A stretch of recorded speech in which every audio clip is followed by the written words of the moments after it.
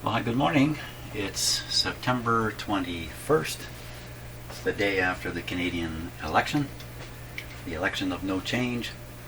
And it's been a couple days since I posted a video, and the reason is the last video, if you watched it, had a number of technical video type problems, audio problems. So I've taken a number of steps in here to try to resolve that. And so I'm going to show those to you first. And then we're going to spend today trying to figure out why the S-curve looks like that. Now, the S-curve on the screen there is shown twice, so just ignore one of them. Look at the other one. That's what the S-curve has looked like the whole time in this radio, and here is what it's supposed to look like. It's supposed to look like that, with a center line. Well, there's no center line. The center line is up at the top. So we're going to look into this a little bit.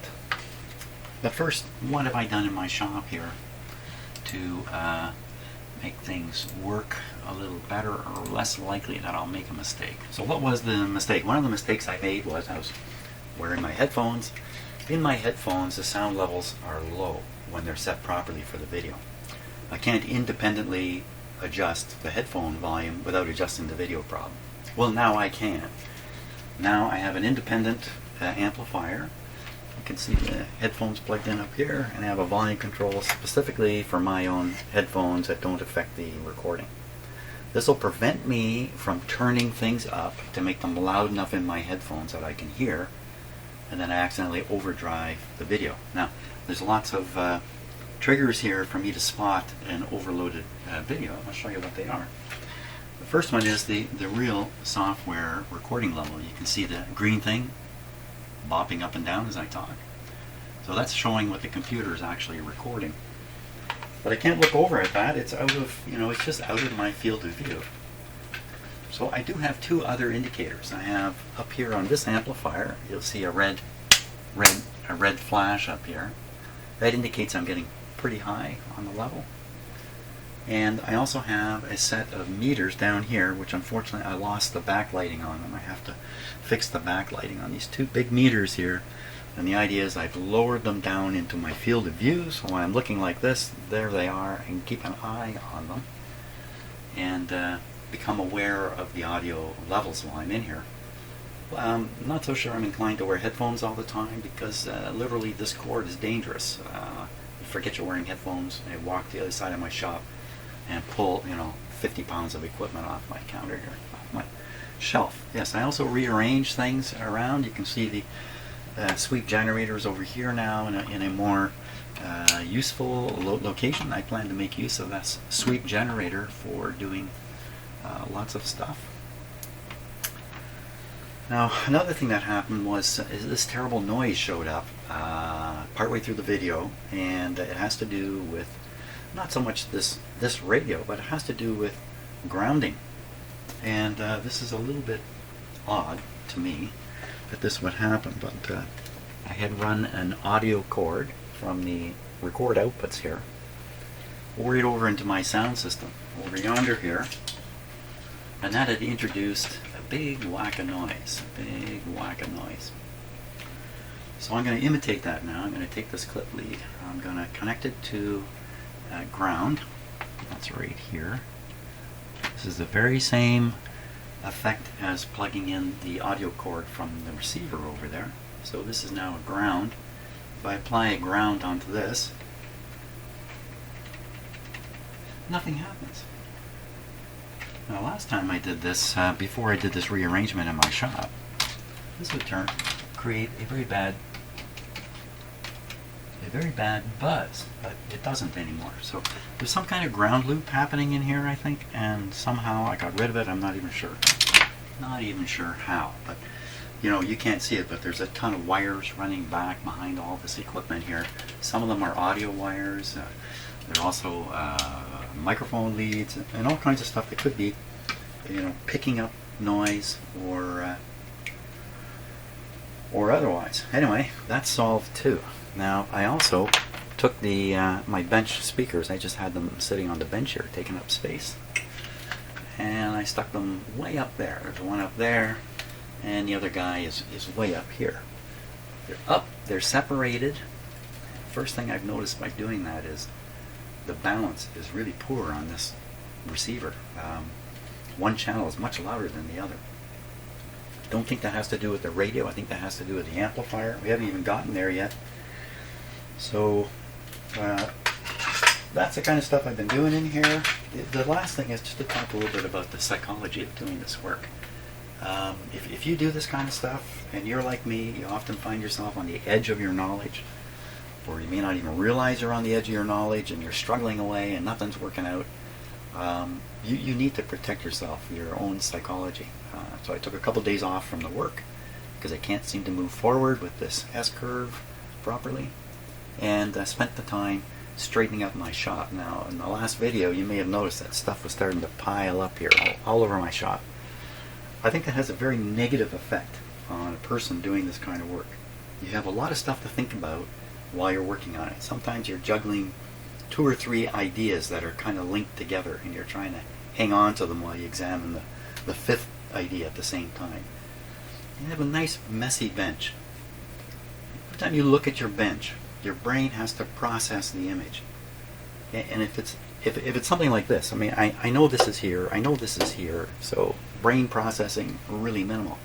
But stuff thrown on the bench, no. You got to look at it. You can't stop from processing it. Secondly, you start looking for things. And you start shuffling through stuff. All this is just adding, and you don't want to add on to what's already, 4 or 5 things you're trying to juggle in your head. So I took some time just to clear my bench. It's the first time it's been clear in quite a while. That also, the state of my bench is reflective of this project. This project has become very messy. I've taken various avenues that haven't worked out. I've hit frustrating walls almost everywhere I go with it. So, and a lot of unsurety. Unsurety, is that a word? I'm not very sure of things. So I get a result on the scope. Like for instance, this thing on the scope here. You look at it and I ask questions. Have I hooked up the equipment incorrectly? Is my test equipment causing this? Is there some little factor I don't understand? Is something not tuned exactly right? Why isn't this line down in the middle here?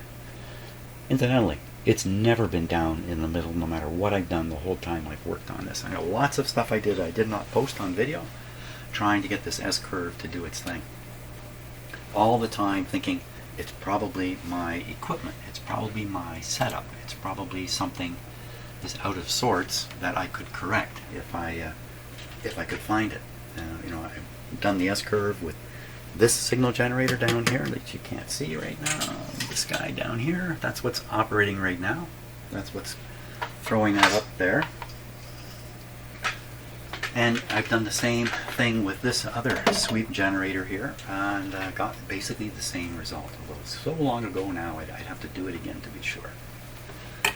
So that's kind of the story here. Hopefully I've got things sorted out in such a way I can proceed and get somewhere now, because I think there's a lot here to sort out. I really do. I'll tell you what I'm thinking. I'm thinking that there's a problem in the detector of the radio, and that is what's causing the S-curve to be uncentered.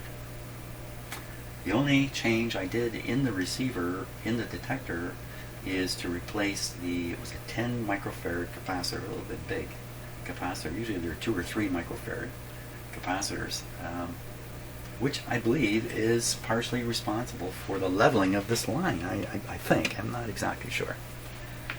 Another observation here, which I made late in the game, and I should have been paying more attention to it, is the position. Let me take this out here. The position of this meter.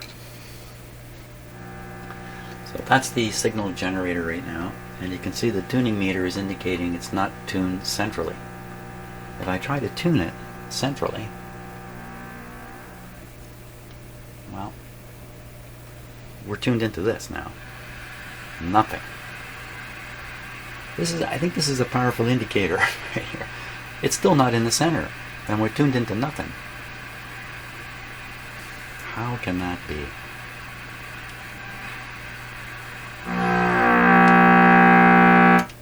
Yeah, wasn't that a little loud?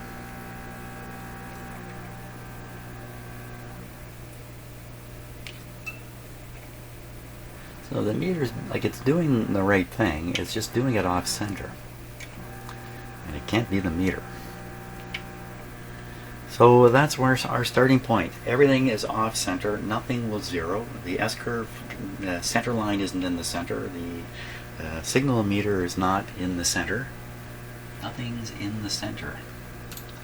And that's what I'm going to try to work on. And I'll tell you right now, I suspect it's a component problem in the detector that I haven't detected yet.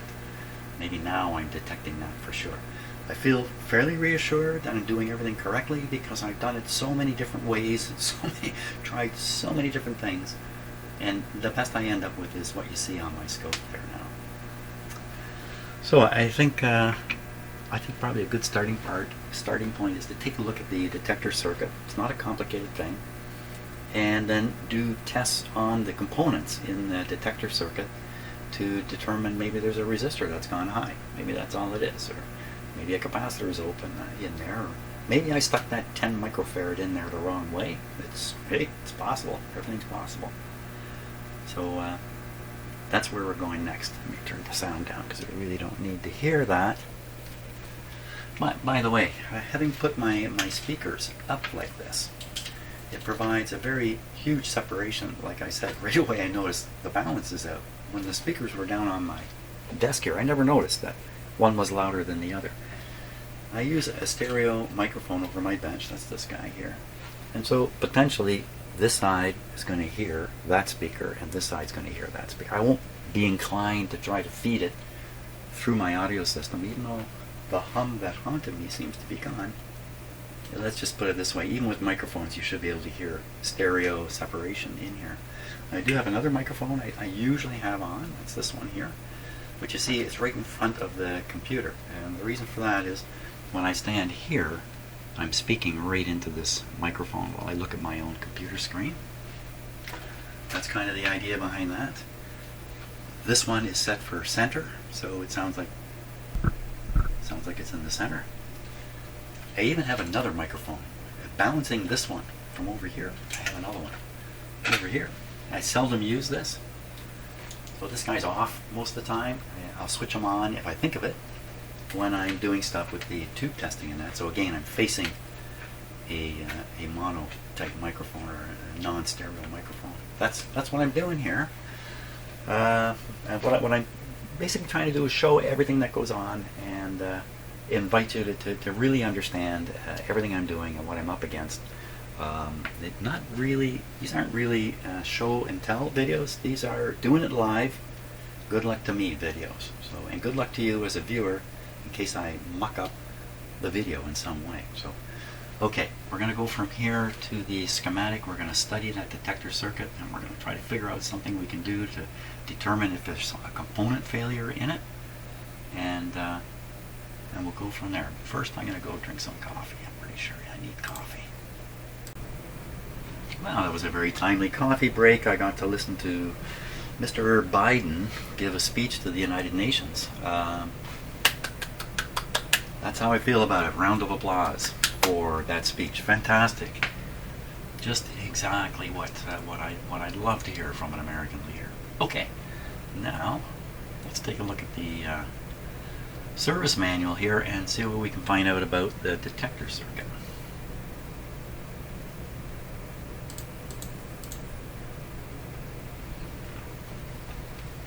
Okay, we're looking at the schematic here. The detector is over in this area here. This is the transformer right on top of the detector. Let's zoom in a little bit here.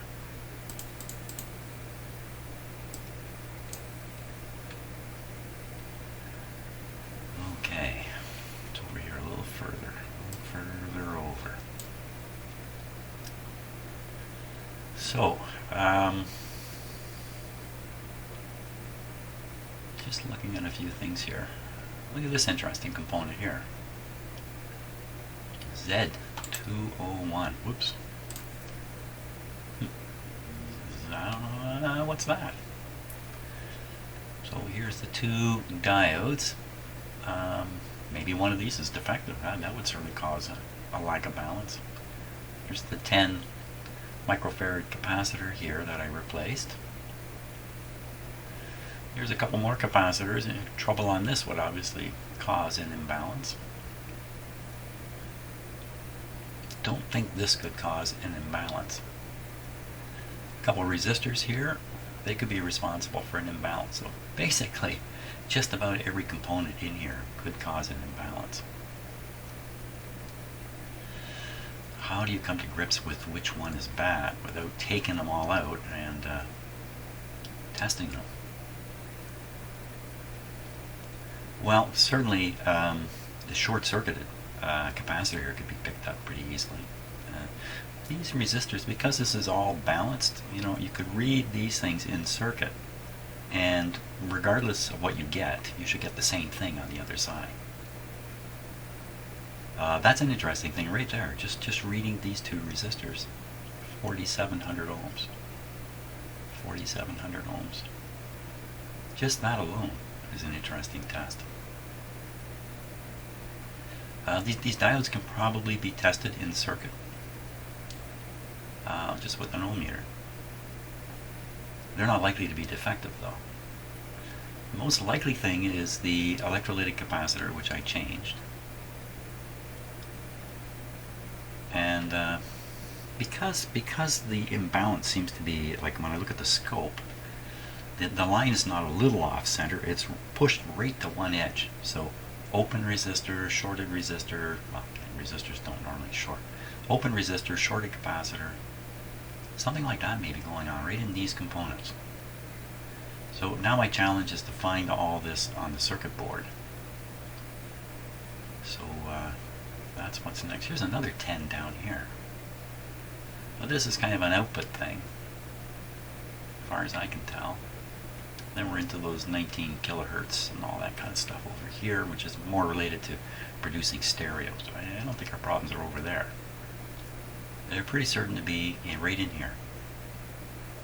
Well, as certain as I can be. A defect in the transformer here, of course it's possible. Defect in these capacitors, that's possible. But that's not a good place to go right off the bat. This is all hidden inside the can here. And again, it's unlikely that there's a defect here, but it's possible. So I think we'll go through these components as best I can, looking for some kind of imbalance in the readings I'm taking, and maybe that'll hint something to me. That's my plan. That's how I'm going to do it. Okay, so we can look at the component layout, and here's the two diodes in the detector. There's a couple of identical capacitors here. And here's the two 4700 resistors down here, and here's that main electrolytic or large capacitor here. So I could be taking I can leave the set running, it's running right now. I can take voltage readings from here and from here, see if they're the same. I can do the same over here. Look at this, it is the same, it's the same place. Oh my gosh, this whole thing here. I think ideally I should, I think if with the signal tuned in, I should find this to be, minus 2 volts here and plus 2 volts there, as compared to ground.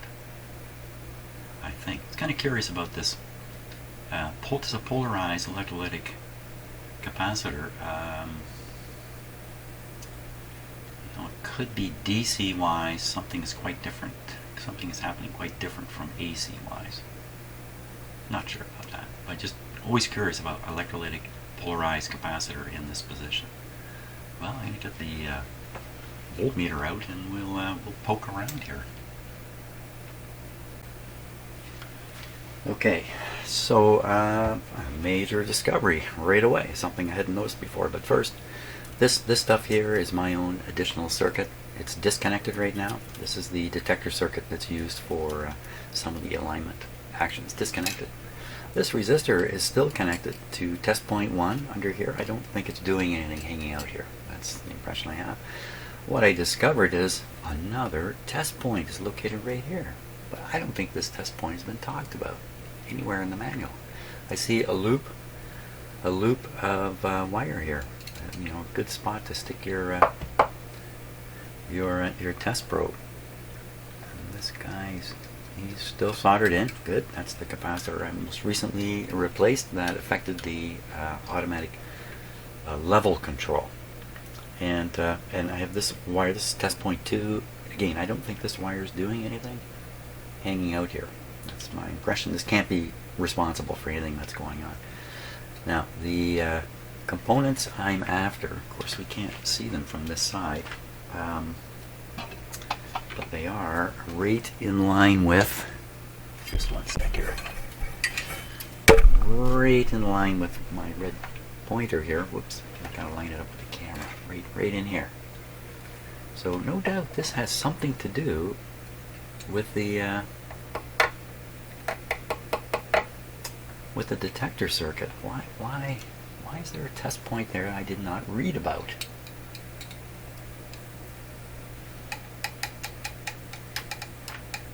Interesting. I will hunt around through the service manual, see if I can spot what this is supposed to be about. Now, how am I going to tell what's what in here? I want to test voltages. Okay, so I think I'm going to stop and study this on my own against the diagrams and get clear just what's going on there. Okay, well, as it turns out, the test point is right on this trace here. And this trace is connected to the AFC, automatic frequency control.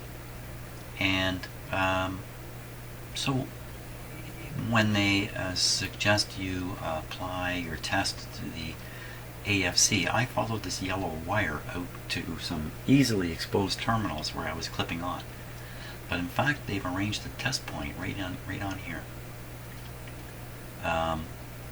How can I make use of that? Well, it marks. I mean, I know where I am now on this board, just based on the test point. Well, I'm going to read like here, and then over here, and see what we get on my voltmeter, and we'll just see what that amounts to.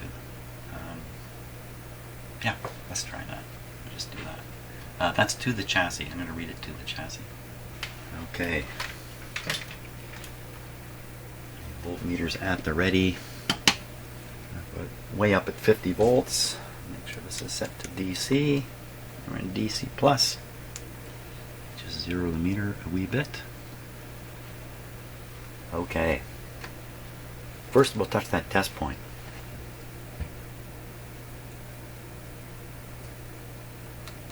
So the meter does move, but just a tiny amount. Let me make it much more sensitive.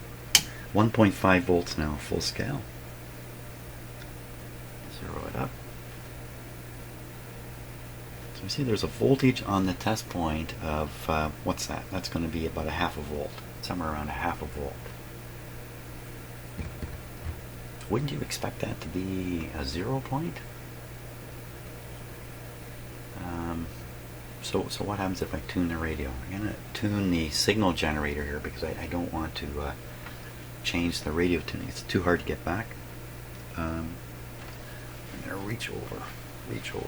Okay, let's do this. You know what I'm touching. Touching that test point. Incidentally, I have one big hero in life. That's this guy right here, Terry Fox. He's my hero. He's a hero for a lot of people. Okay. Okay, there's the voltage. Now I'm gonna vary the RF, like the 100 megahertz. I'm gonna vary it a bit.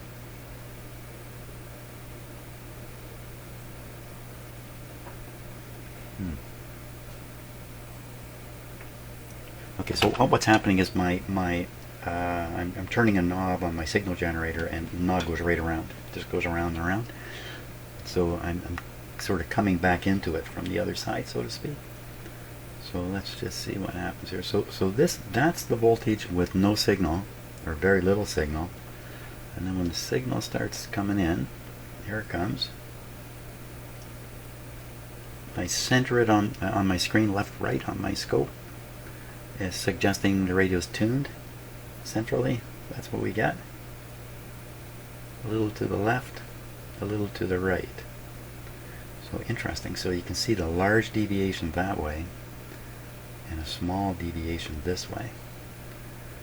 Now, is that because why? I think that has to be representative of what's happening. I mean, that's what's going on the panel meter. It's over to one side. Okay. But this isn't going anywhere near zero. It's just out of balance. It's not swinging in a balanced manner. It's swinging too far this way and a little bit that way. Same as the front panel meter. Oh, I never looked on the schematic to show you where the front panel meter is hooked up. So let me do that very quickly because it's very simple. We'll just do it like this. A little bit out of focus maybe. So panel meter is shown here. Panel meter. And if you were to follow the wires through a switcher, because sometimes the panel meter is working differently on FM than AM, it's got a switch. When switched on to FM, the panel meter is hooked up to, this is one side of the output, this is the AFC line, and the other side, you can trace it through here. Uh-oh, that didn't work out. To ground. So the meter is connected to this AFC point, the same point I was just on, to ground. So the idea is that there must be a, it's a center zero meter. So with no voltage to it, it's in the center. Now it really should be like 0 volts, I think, when you've got this radio tuned in right. And then the 0 volts would leave the meter right in the center.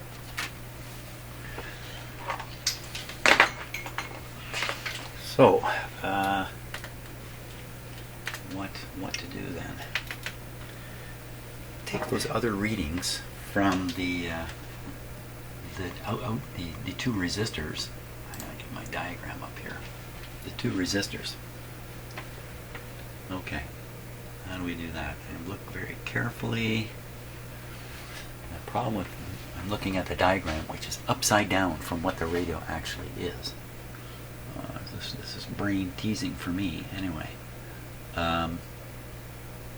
So the two resistors are located on the fat part, either side. Maybe just put my meter there so I don't accidentally shove it in the radio. From this point here, should be able to go right this away to the resistor,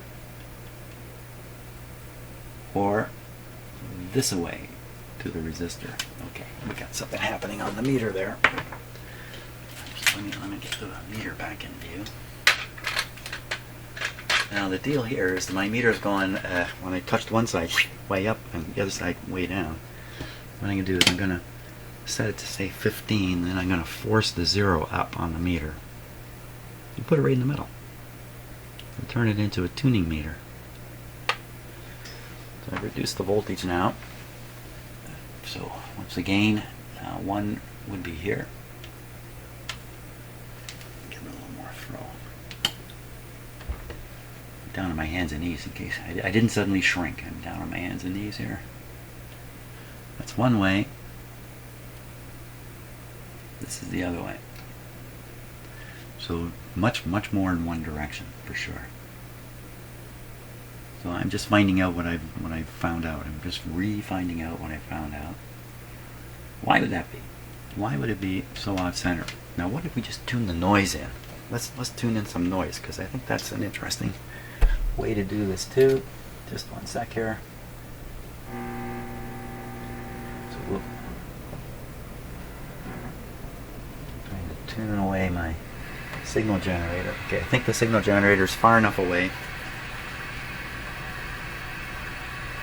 Come on, Cameron, you can do it. Come on, man. There we go.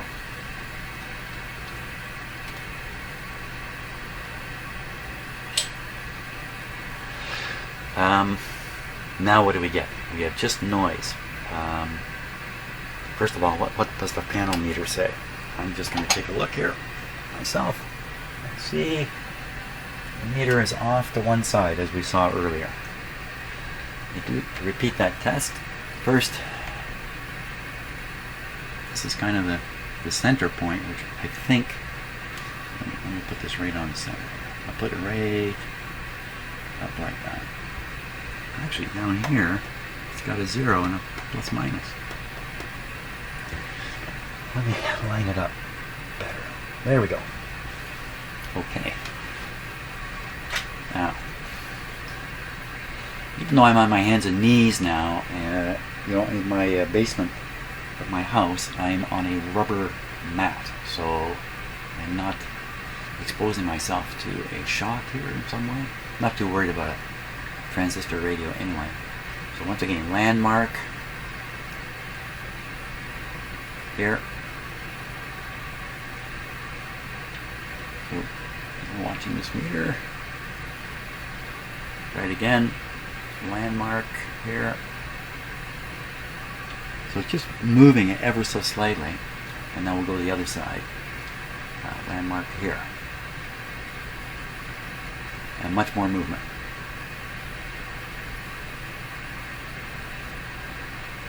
Now, is that just because the radio is not tuned right?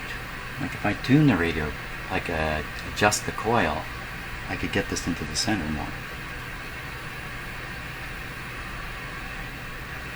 I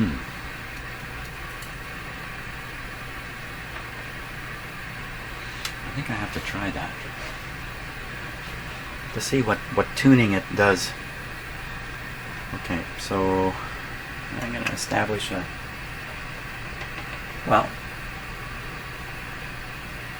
maybe this is the center point. Maybe I should just tune until this falls to the center. See if we can do that. I'm going to clip this on here. I don't like having long clip leads hanging out, but they have the radio playing so we can spot anything I'm doing that's throwing it way off.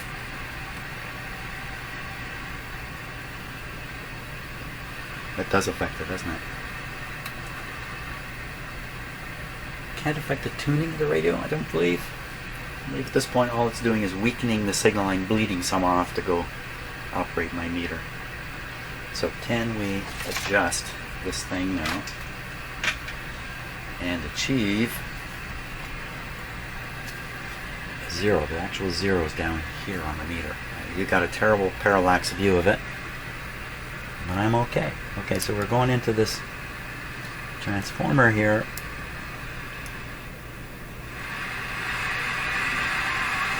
There's a 0 there. Just the other. That's only one slug.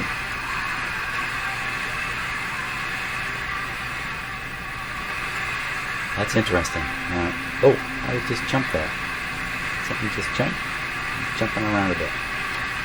Well, that seemed to make a huge difference. Looks like. Oh. Is it my hands? What's going on here? Something's causing an effect.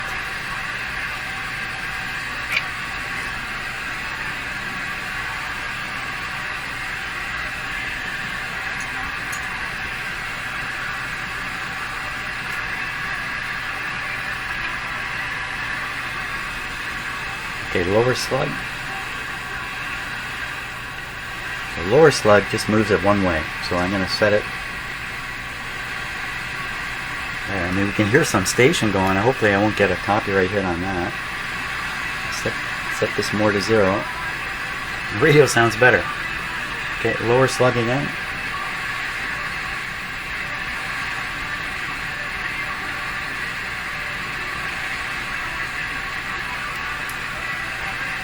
Okay, I've got to tune the radio a bit.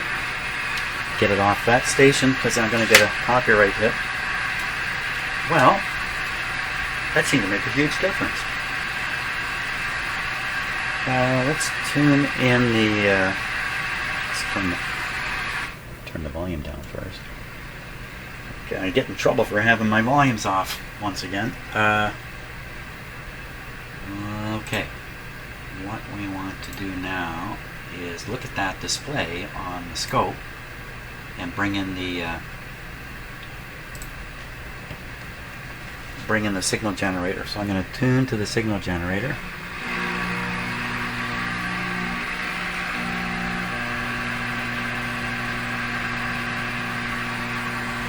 Turn the volume down a bit.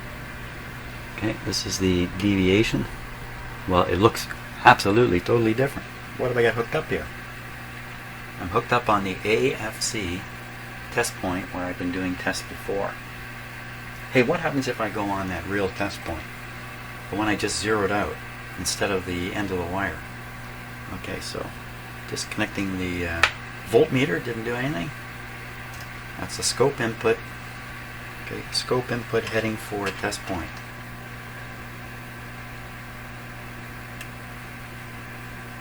You're not supposed to do that on a live operating rate. Exactly the same. So what is this telling me? I'm a little bit off from 100. I'm going to set this to 100 megahertz and tune the radio to 100. I got a very, very different result here. And S-curve? Not really.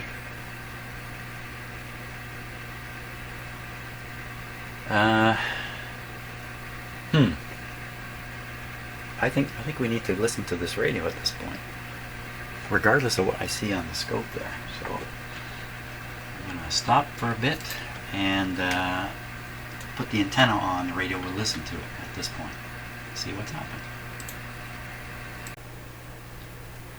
Well, you know, I could have done this just by looking at this meter. I didn't need to hook up another meter. Now I realize that in retrospect. I really underestimated the power of this meter on the front panel here, just to use it as a test instrument. But I'm talking too soon, aren't I? Let me extend the rabbit ears here. Okay, now let's tune this radio. And oh, how'd that happen? How'd that meter just... Maybe it's picking something up here. Okay, so I'm going to be tuning the radio itself around.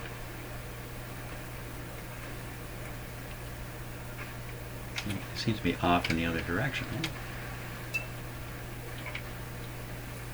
No strong signals down here. Should be a station down here.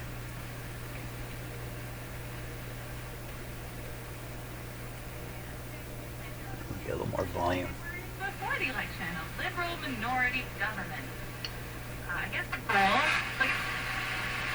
So the stereo light flash there, that's just noise that did that. There is no pretty, well, you know what, I don't know what station we're tuned to. Right now, Fresh 93.1 and Fresh 93, this is a stereo station. Well, it just seems to be off in the other direction now. It didn't go that way. Because it just seems like a whole expense.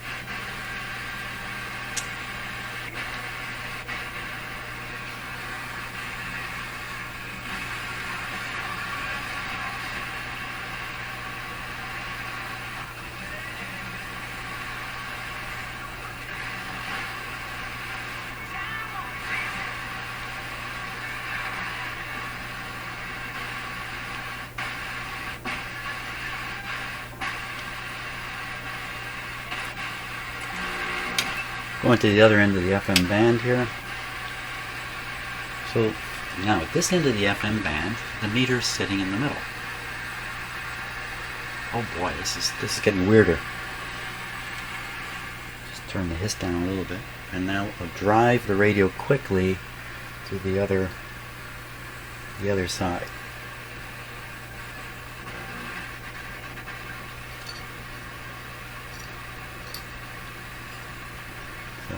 See, that's the end of the road right there.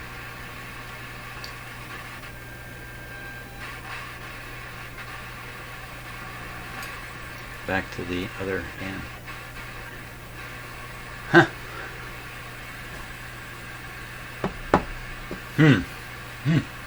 Boy, I have a hard time processing that. I went from the left extreme to the right extreme, and the meter shifted during that. What is that saying? What is that saying? One more time. What is that telling me? Is it the meter? I left the meter connected. Is somehow the meter throwing it off? Let me just take the meter off here. It's my VTVM meter, which I doubt would do anything. Nothing happened on there. Let's go go back to the other end of the band here.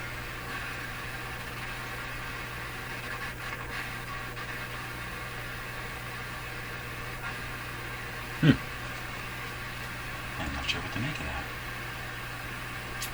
Yeah. Well, with it over here, what if I try to center that meter now by turning the transformer? Maybe it's just not in the sweet spot yet.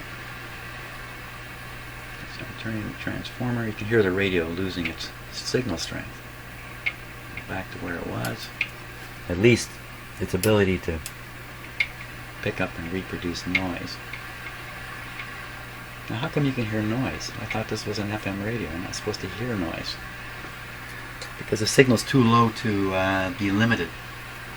The trick in getting rid of the AM noise in an FM radio is the FM signal goes through a limiter and chops off the AM part of the signal, the noise part, lightning flashes, whatever it might be. And from there on, the next stage, the signal is pure frequency modulation, no amplitude modulation left in it. But that's coming after this meter, not before. Oh, I don't know what to make of that. Bad components. Yeah. But I gotta stop and think a bit.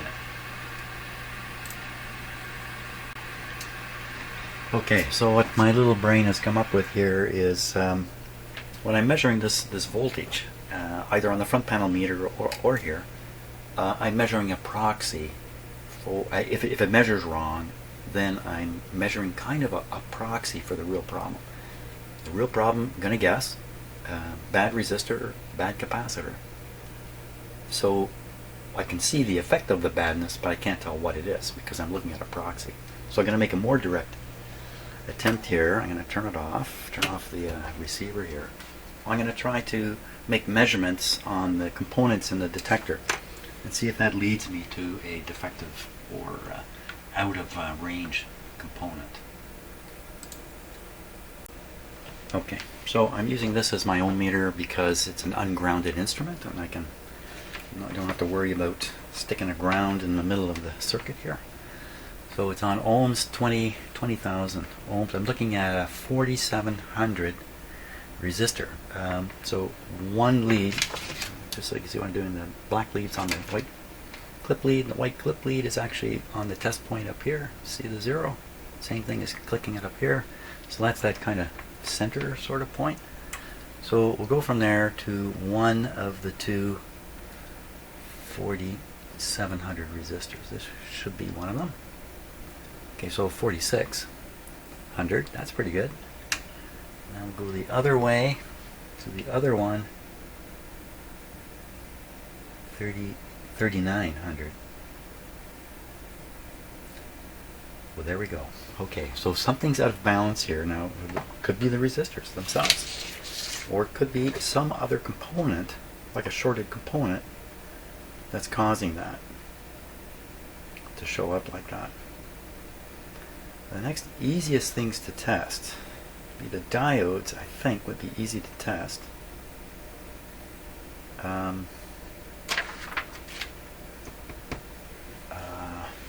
no, I'm gonna go. You know what? It's coffee break time here.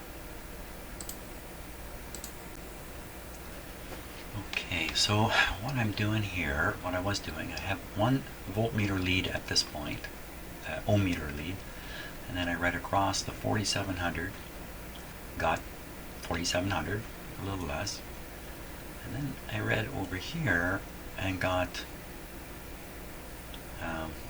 39 or whatever it was, much less. The resistors generally go high, they don't go low. So that would make me think it's something else. It'd be these two capacitors. But I don't know which resistors which I was measuring. It could be either one. So one of these capacitors could be leaky. If it's open, it wouldn't affect the reading at all. But if it was leaky, like really leaky, or shorted. If it were shorted, it'd be shorted to ground. It'd be shorted to ground. Oh, that's a dramatic thing. Boy, that's pretty dramatic. You know, the center line on the scope display never ever changes. It's always not in the middle. I wonder, so because of this ground here, this gives me an opportunity to repeat the ohmmeter reading between ground and the same 2 points, and I'm kind of checking these capacitors at that point. So that's what I want to do. Repeat the reading, only this time have the ohmmeter on the chassis. Okay, good show. So ohmmeter on the chassis. Like that. Same 2 readings now.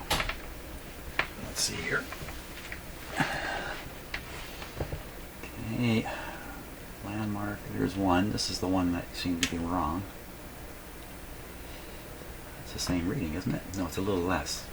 And the other side, anywhere here. Oh. Well, that's interesting. Now, that's a capacitor charging. I'm on the wrong thing, I think. I'm on the wrong thing. Yeah, I was on the wrong thing. This is where I should be. Well, that's interesting too. So that's 11,000 ohms. And the other way, well, that's a dramatic difference. What would be doing that? 3,000 ohms or 11,000 ohms.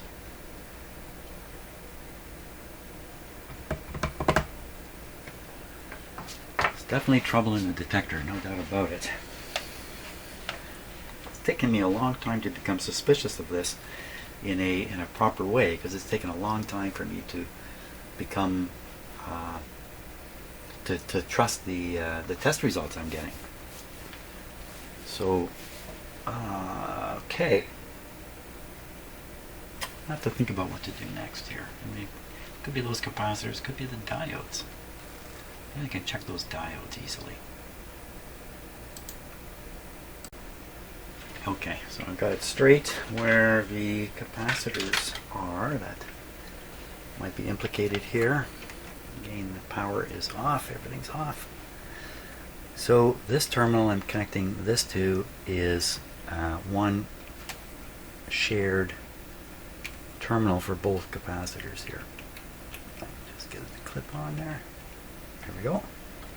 So the ohmmeter reading now is should be the same. It should be, well, it's in the circuit, so I don't know what to expect really without studying up. But this is one capacitor. There's that 11. And this is the other capacitor. I wish it said 0. So how do you get a reading of 3.6, 3.7? That's the same reading. Well, you know, it could be the capacitor's not shot, it's leaky. This wouldn't indicate if it's open or not.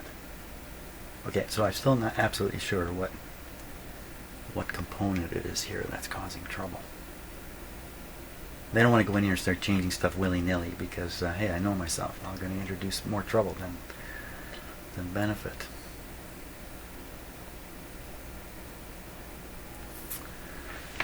Okay, I'm going to study the schematic a little more. Okay, we'll give the diodes a test here. I'm going to set my meter onto diode testing. Okay, right down in here. So this is 1.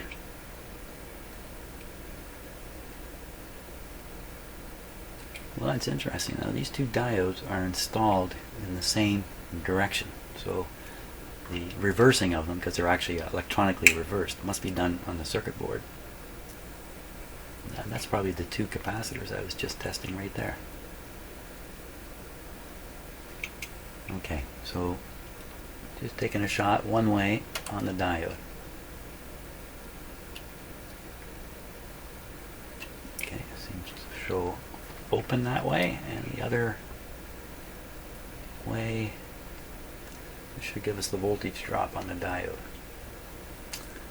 400 millivolts. Okay, we'll go to the other diode. The same way as the last one, right to start with. It's the same, yeah, 400. So these diodes are testing good. I'm going to reverse the leads and test that second one again. Yeah. No problem with the diodes. So it's starting to really limit it to these two capacitors here. Let me test these right from the top. Here, really no reason to do this, but why not?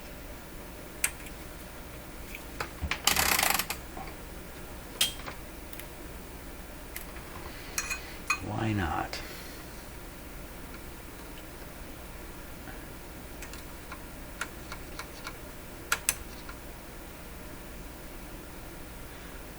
There's the 3.9, and on the other one, maybe I can't get at the other one here. Oh, maybe I can. 3.6.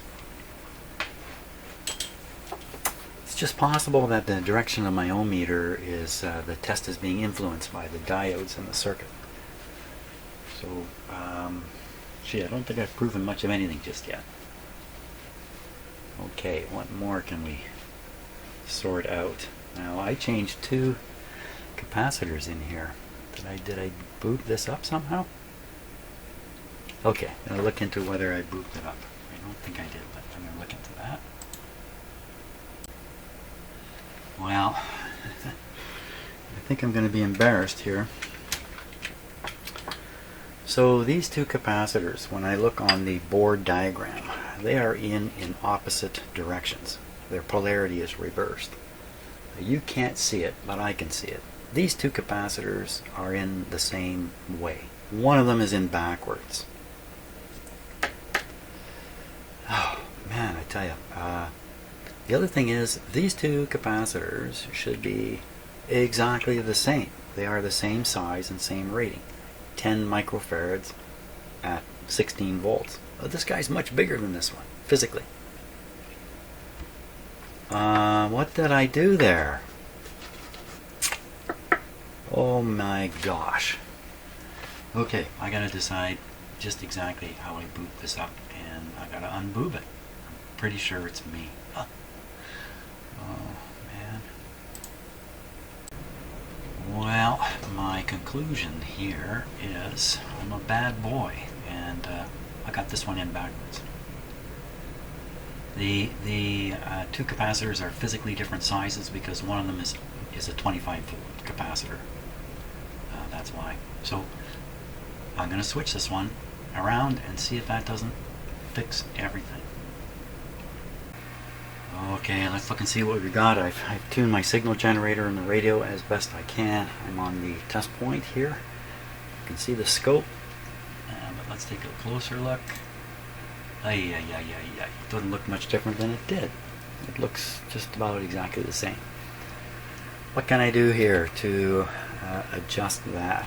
So, oh, just one second. Someone at my door.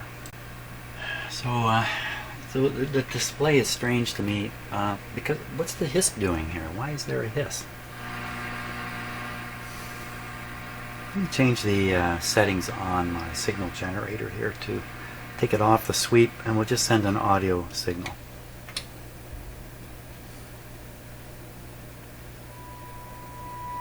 That sounds pretty lovely. Okay, that's a mono audio signal. Here, if I just raise this up, you can see it on the scope. It's just causing a line there. Let's do a little experiment here. I don't hear the hiss now. See, I don't know for sure that there isn't problems with this signal generator. I need a perfectly good radio, and then I can judge that the problem I'm seeing is coming from this guy. Maybe that's what I've got now. Let's take a look here. Whoa, whoa, whoa.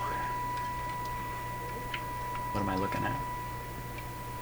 I want to look at this meter. I have another camera for that. Oh, no I don't. Gotta stop for a minute. Holy smokes, look at that meter. Well, let me tune a few things here and see what happens to that meter.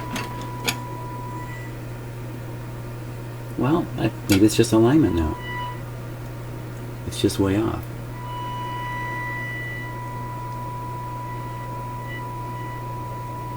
So based on the sound, that sounds tuned in to me. Let's make that adjustment here.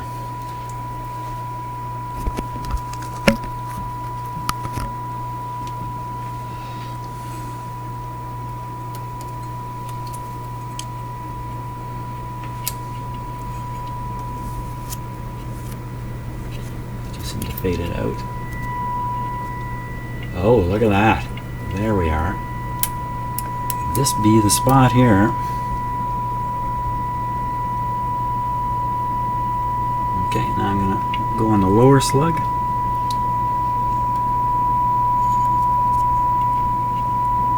Tuning for volume. Coming out.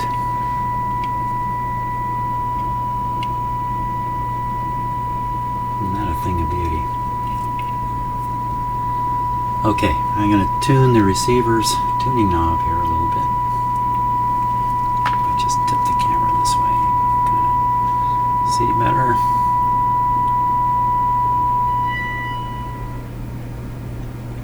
Okay, tuning in.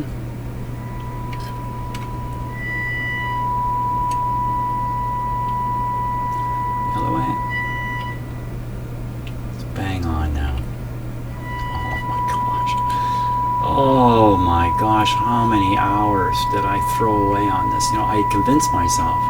There's a lot of tuning difficulty with this radio here. I convinced myself as I put those capacitors in that I could not have made a mistake. I just had no interest in going back to them until I'm literally forced into it. Shameful. But you know what? In the end, and all these journeys are educational, painfully educational. Well, I say, let's turn on that stereo light. So I'm going to flip my signal generator into stereo mode here. Okay, so that's stereo left, but no pilot yet. So we're watching for the lower light to come on. Okay, so I'm going to turn on the pilot.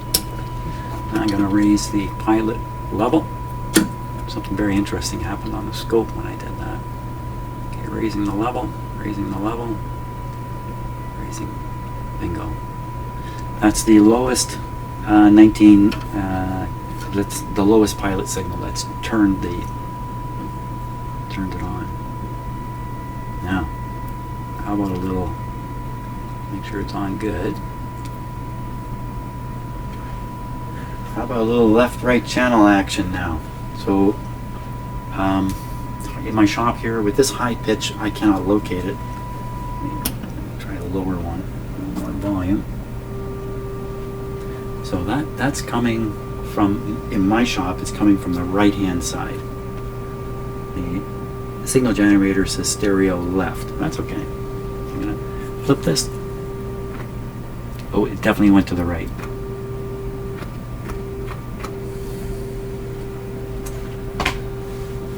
There you have it. Oh my gosh. The risks of doing live videos are very high. risk to my ego and everything else. Now, maybe one of you or somebody spotted that error. I don't know how you could have. I didn't really give a good opportunity for anybody to spot that mistake.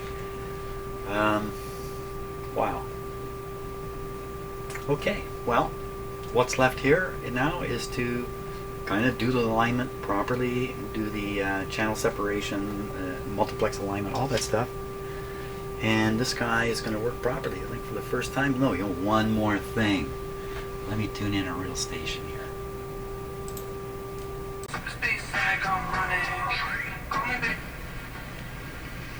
Stereo light's not coming on.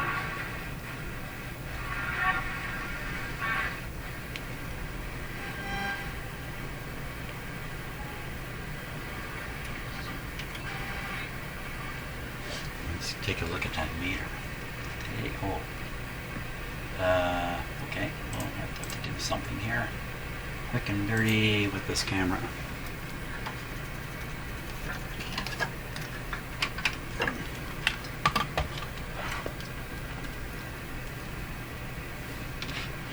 Sit there. Let's tune some stations. Come on, camera, don't go anywhere.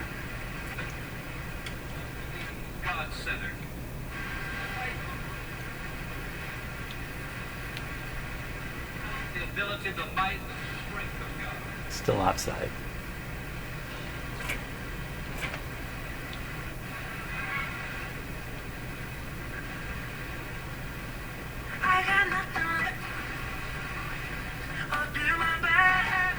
Gives you an idea how strong my signal generator was, throwing that meter right over. To Parliament.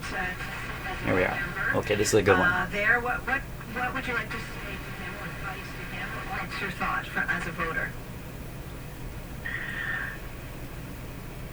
I think it's hard to say that this was a win for anybody, and so I would love for him to go in and all of our elected. Okay, so I'm making an adjustment now. Go into this parliament, understanding that they were sent there. I would say less as a vote of confidence and more of just shut up and do your job. Let's get this done. Yes or Nafi, your thoughts as we hear sort of from voters. We've heard a lot over the course of the campaign. What are your thoughts? Yeah, and so I want to thank for the feedback, and I appreciate hearing directly from voters as to how they feel. And what I would say is, I think at the end, the most important thing is that anything and we do, and by meaning just not the government but the entire parliament, it has to be a win for Canadians. I mean, that is our number one job. And so I have always been of the view, and as you know, I've served provincially before, that once we're elected, our job is to serve the people who've elected us. This is a challenging time. There's a lot of That far, that way. During this campaign. A little farther that way. Because of just the period we have gone through. Guessing that's the middle. What they need and want is reassurance from their government and from their elected representatives that things will be better, and of course a Moving different slugs. effort towards that. How about that? I think. Let's go find. Also, what in my view. So this is a mono station. Let's go find a stereo station.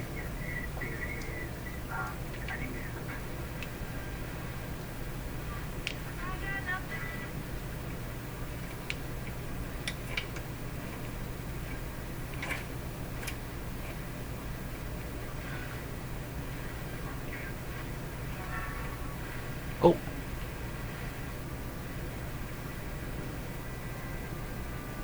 Bingo. Fantastic. Okay. Now I'm thoroughly happy, so now's the time to stop.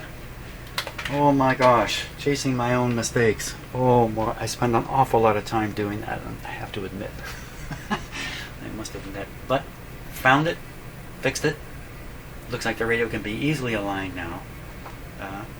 Still weird on the S-curve, but don't worry about that. Pretty happy with the result at this point. Fantastic. Thanks a lot for watching. And tomorrow I'll finish this guy off. Yeah, I will. See ya.